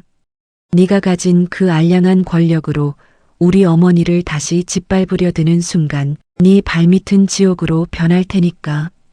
어둠 속에서 나직이 흘러나온 그 한마디에는 33년의 한과 반드시 이기고야 말겠다는 서늘한 확신이 함께 서려 있었습니다. 이제 길고 긴 인내의 밤이 끝나가고 있었습니다. 폭풍 전야의 고요 속에서 이랑은 다가올 심판의 아침을 조용히 기다렸습니다. 그 아침이 밝으면 오랜 세월 두 개의 얼굴로 나뉘어 살아온 이 위태로운 나날도 마침내 끝이 날 터였지요. 이랑은 눈을 감고 낮에 어머니가 지어준 밥상의 따뜻한 온기를 마음속에 오래도록 되새겼습니다. 폭풍은 예상보다 빨리 몰아쳤습니다. 이튿날 아침, 아직 시장이 채 잠에서 깨어나기도 전이었습니다. 골목 어귀에서부터 굉음이 밀려들기 시작했지요. 거대한 굴착기 한 대가 육중한 몸을 흔들며 좁은 골목으로 들어섰고 삼날이 아침 햇살에 번뜩였습니다.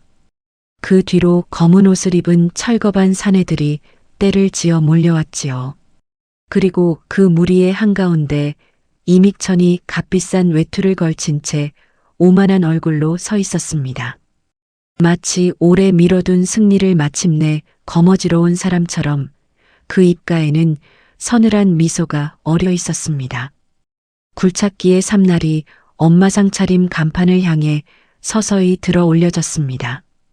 이믹천은 팔짱을 낀 채 손짓 한 번으로 명령을 내렸습니다. 뭘 꾸물거려. 당장 저 노인네 끌어내고 이 지저분한 가게부터 통째로 밀어버려. 오늘 안에 여기 싹 다 정리해야 하니까. 그 소란에 놀라 뛰쳐나온 순명은 눈앞의 광경을 보고 온몸이 얼어붙었습니다. 삼날이 자신의 전부인 저 낡은 간판을 겨누고 있었지요. 하지만 이내 정신을 차린 순명은 앞뒤 잴 것도 없이 굴착기 앞으로 몸을 던졌습니다. 굽은 손을 활짝 벌린 채 육중한 삼날과 식당 사이를 온몸으로 가로막았지요. 안 돼요. 이 가게는 절대 안 돼. 부수려거든 차라리 나를 먼저 깔고 지나가요. 여긴 우리 그이가 남긴 자리란 말이에요. 철거반 사내 둘이 다가와 순명의 양팔을 붙들고 강제로 끌어내려 했습니다. 순명은 흙바닥에 넘어지면서도 기어이 다시 일어나 삼날 앞을 막아섰습니다. 화상으로 굽은 손이 흙투성이가 되고 낡은 앞치마가 흙먼지에 뒤덮였지요. 나이든 몸으로 건장한 사내들을 당해낼 재간이 없었지만 순명은 넘어지고 또 넘어지면서도 결코 물러서지 않았습니다. 오직 저 식당 하나를 지키겠다는 일념으로 온몸이 부서질 듯한 힘을 짜내고 있었지요. 그 처절한 몸부림에도 이믹천은 눈 하나 깜짝하지 않았습니다. 오히려 귀찮다는 듯 인상을 찌푸리며 목소리를 높였지요. 저 노인네 아직도 정신을 못 차렸군. 뭐 하나 빨리 안 치우고 다치든 말든 그냥 밀어붙여. 책임은 내가 진다. 순명이 흙바닥에 내동댕이 쳐지는 그 순간이었습니다. 멀리 골목 밖에서 요란한 경보음이 울려 퍼지기 시작했습니다. 검은 승용차 여러 대가 꼬리를 물고 시장 골목으로 밀려들었지요. 차들이 급히 멈춰서고 문이 열리며 여러 사람이 절도 있게 내렸습니다. 합동조사반의 수사관들이었습니다. 그리고 그 한가운데 한 여자가 천천히 걸어 나왔습니다. 며칠 전까지 이 골목을 남루한 차림으로 오가던 그 떠돌이가 아니었습니다. 흠잡을 데 없이 완벽하게 갖춰 입은 정장, 서늘하게 빛나는 눈빛, 한 걸음 한 걸음에 서린 압도적인 기품. 온담푸드의 대표 이미랑이 마침내 본래의 모습으로 그 자리에 나타난 것입니다. 그녀가 흙바닥을 밟으며 다가오는 발소리가 굴착기의 굉음마저 잠재우듯 골목에 또렷하게 울렸습니다. 이랑은 흙바닥에 쓰러진 순명에게로 시선을 던졌습니다. 어머니가 흙먼지 속에 내동댕이 쳐진 그 광경을 보는 순간 이랑의 눈에서 불꽃이 튀었습니다. 순간 이랑은 눈이 뒤집히는 듯한 분노를 느꼈습니다. 33년 전에도 저 이믹천은 저렇게 무자비하게 어머니를 짓밟고 갓난아기였던 자신을 빼앗아 갔을 것이 분명했지요.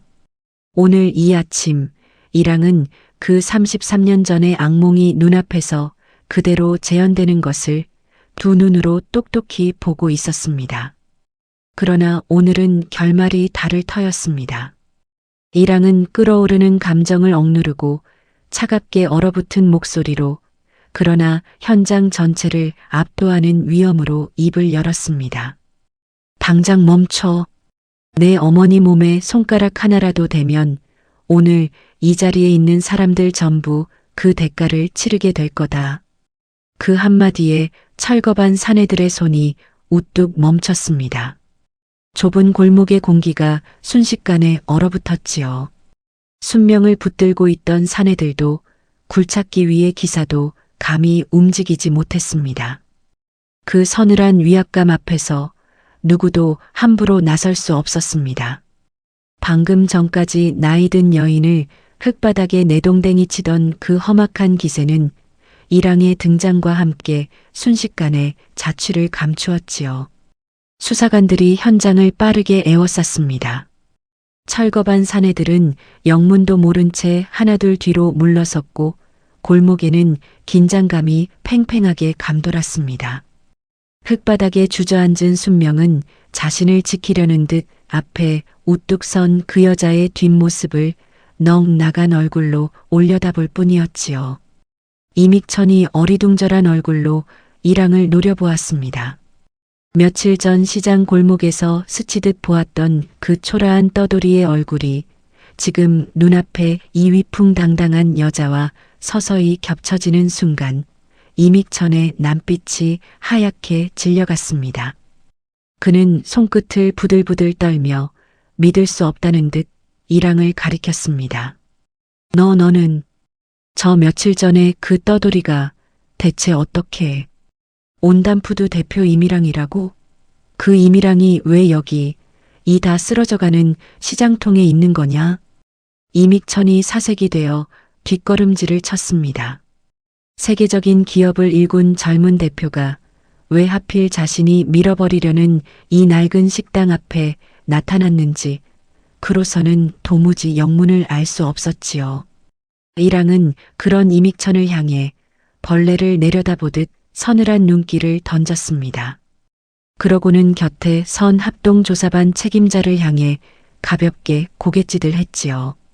책임자가 앞으로 나서며 손에 든 영장을 펼쳐 이믹천 앞에 내밀었습니다.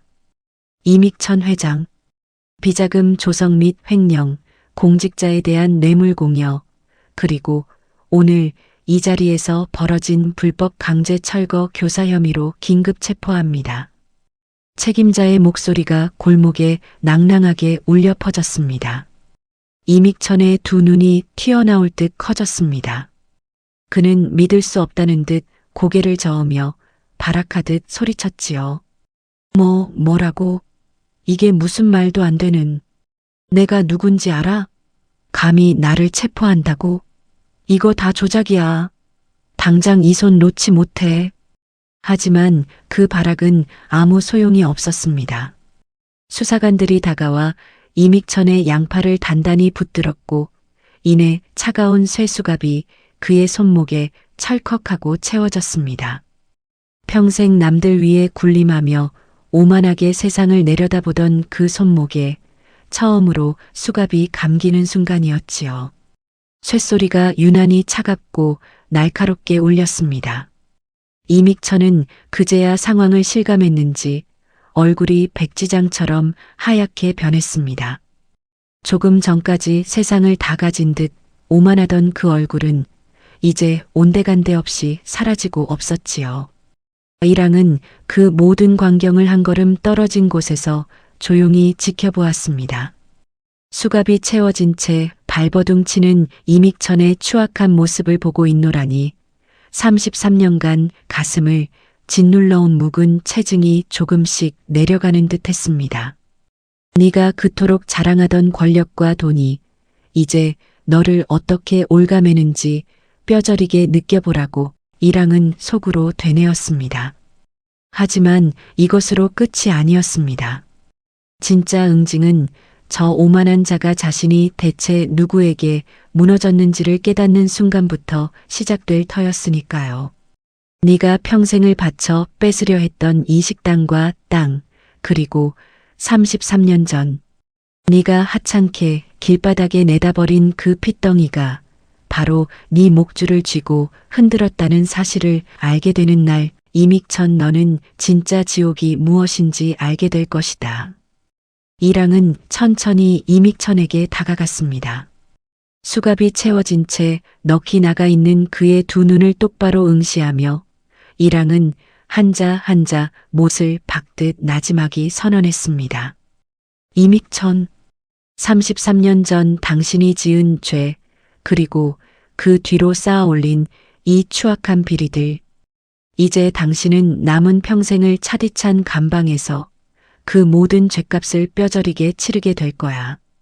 당신이 그토록 무시하고 짓밟았던 사람들 앞에서 당신이 얼마나 초라하게 무너지는지 온 세상이 똑똑히 지켜볼 테니까. 데려가세요. 이랑의 목소리는 크지 않았지만 그 서늘한 울림은 골목 전체를 지배했습니다. 이믹천은 그 눈빛에서 무언가를 읽으려는 듯 이랑을 노려보았지만 끝내 그녀가 누구인지는 알아채지 못했지요. 그가 33년 전 하찮게 버린 그 핏덩이가 바로 눈앞에 서 있다는 사실을 그는 꿈에도 알지 못했습니다. 이랑의 말이 끝나자 수사관들이 이믹천을 끌고 가기 시작했습니다. 이믹천은 끌려가지 않으려 버둥거리며 온갖 고함을 질러댔지만 그 목소리는 이내 요란한 경보음 속에 묻혀버렸습니다. 검은 승용차에 강제로 태워지는 이믹천의 마지막 모습을 시장 상인들이 하나둘 몰려나와 지켜보았습니다. 오랜 세월 거대 자본의 횡포에 시달리며 하루하루 불안에 떨어온 그들이었지요. 언제 쫓겨날지 모르는 두려움 속에서 숨죽여 살아온 상인들의 얼굴에는 오랜만에 후련한 통쾌함이 어렸습니다.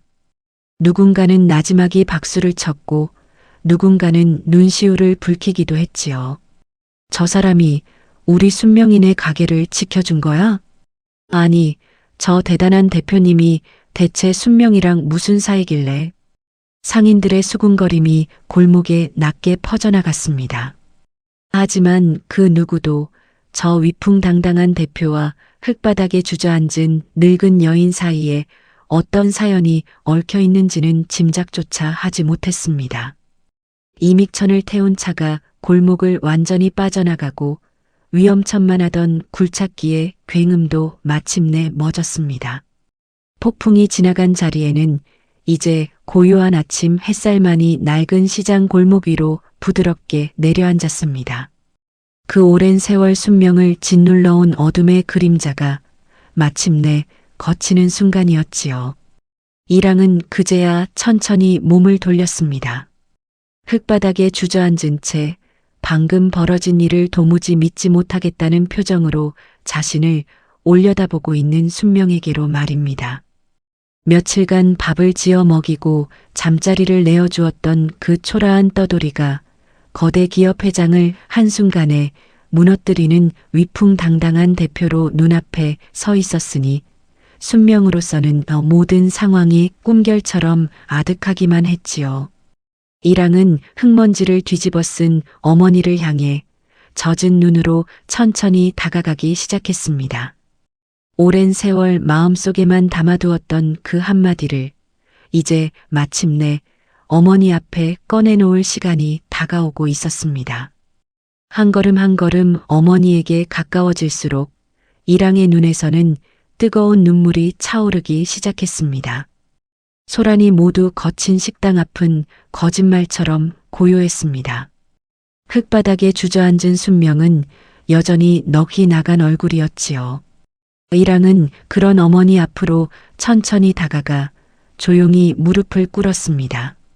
그러고는 품속에서 무언가를 꺼내 두 손으로 받쳐들었습니다. 오랜 세월 이랑이 저주하듯 품고 다녔던 구절초 무늬가 곱게 수놓인 낡은 포대기와 검게 변색된 은목걸이였습니다.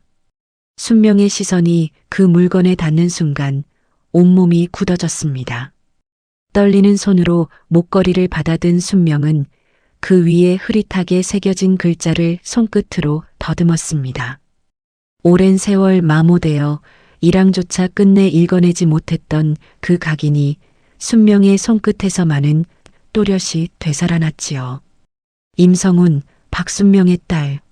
순명이 딸이 태어나던 날 남편과 함께 한 글자 한 글자 새겨 넣었던 바로 그 이름이었습니다. 이건 내 딸 목걸이인데. 아가씨, 아니 대표님이 이걸 어떻게 가지고 있어요? 순명의 목소리가 걷잡을 수 없이 떨렸습니다. 이랑은 뜨겁게 차오르는 눈물을 삼키며 마침내 33년간 가슴에 묻어온 그 한마디를 꺼냈습니다. 엄마, 저예요. 엄마가 33년 동안 애타게 기다리던 딸 이랑이에요. 죽지 않고 이렇게 살아서 엄마한테 돌아왔어요. 그 말이 채 끝나기도 전에 순명의 두 눈에서 굵은 눈물이 터져 나왔습니다. 순명은 화상으로 굽은 두 손을 뻗어 이랑의 얼굴을 감싸 안았습니다. 거칠고 투박한 손이었지만 이랑에게는 세상 그 무엇보다 따뜻한 손길이었지요. 평생 얼어붙어 있던 이랑의 마음이 그 손길에 봄눈 녹듯 스르르 녹아내렸습니다. 아이고, 내 새끼, 내 딸, 살아있었구나. 죽은 게 아니라 이렇게 살아서 어미한테 와줬구나. 이 못난 어미가 미안하다. 널 지켜주지 못해서 정말 미안하다. 모녀는 서로를 부둥켜 안은 채 33년 묵은 한을 쏟아내며 하염없이 울었습니다. 그 오랜 세월 서로를 그리워하고 오해하며 흘려온 눈물이 마침내 하나로 뒤엉켜 흙바닥을 적셨지요. 이랑은 어머니의 품에서 태어나 한 번도 느껴보지 못했던 완전한 안도감을 느꼈습니다. 얼마나 오래 이 품을 그리워했는지 스스로도 미처 알지 못했던 그 갈망이 이제야 채워지고 있었습니다.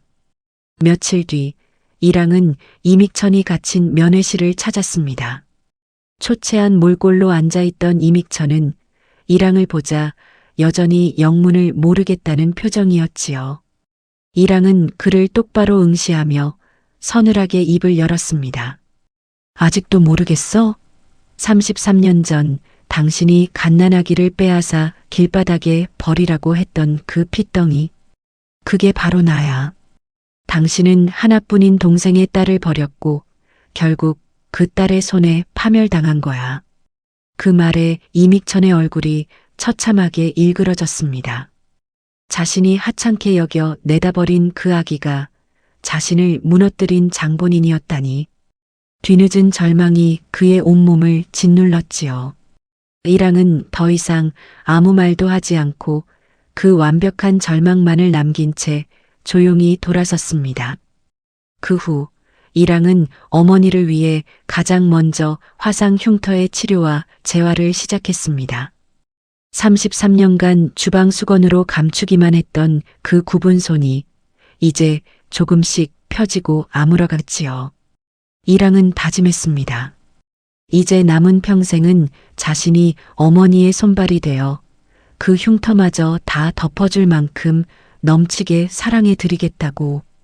뜨거운 국솥 앞이 아니라 딸이 만든 따뜻한 세상의 한가운데에서 마음껏 웃게 해드리겠다고 말입니다.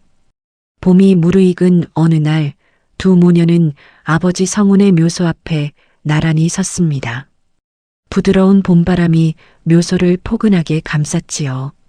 순명은 굽었던 손으로 비석을 가만히 쓰다듬으며 오래도록 참아온 이야기를 나직이 건넸습니다.